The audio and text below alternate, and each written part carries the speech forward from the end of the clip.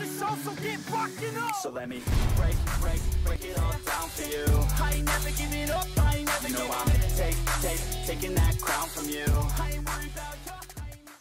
Okay, so going to be talking about some Man United stuff for pre-season. Obviously, looking at players to put in our game week squad. So what are we looking at? Players to watch, gems, and Man United transfer news. So obviously, Varane is in. That's the first thing for the defence. So should make it a bit more solid. I think Man United defence is pretty good in general. So I don't think it's going to make a massive difference. But if you were a little bit worried or on the fence about Man United, then that should obviously help. Luke Shaw is definitely the go-to. He's pretty much nailed. Telles is also injured for the start of the season. So as long as Shaw is fit and is able to train in pre-season without any issues, I don't see too many problems.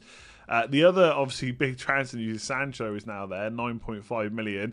I don't think you necessarily need to rush to get him in. I think given the other premiums that people are looking to put in their squad, it's difficult to fit in Sancho as well. I think he's a good option. I think he will be a good option.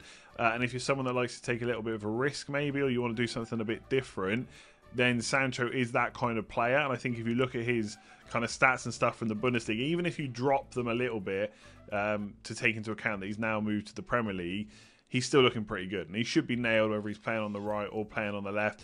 Obviously, there's going to be a bedding in period, I should say. But I don't think it'll be too much of a problem. Right? He's English. He's going to know the culture. He grew up in England.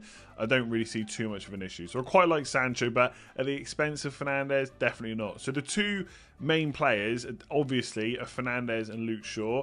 I think you can make an argument for Henderson if he's the first choice goalkeeper, but I think I'd rather spend that extra 0.5 million on Luke Shaw and probably just have one defender, not two.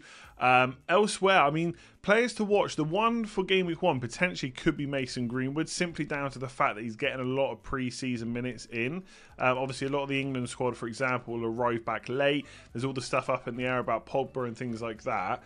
So Greenwood could actually be quite good. And also Cavani too. But again, we're still waiting, the time of recording this at least, for him to come back. So I don't know if he'll be ready to go from game week 1. The good thing about Man United at the start is they've got no European matches. So Cavani should be able to play without having to rest as much. Whereas when Champions League comes and stuff like that, Cavani probably won't get quite as many minutes.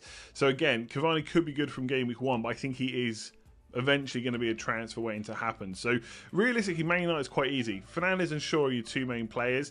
I think you look at Sancho if that's the kind of player that you want. I think Greenwood will get good minutes going into at least the first few game weeks of the season before we see, you know, how many minutes Cavani gets, whether Martial is in the mix and stuff like that.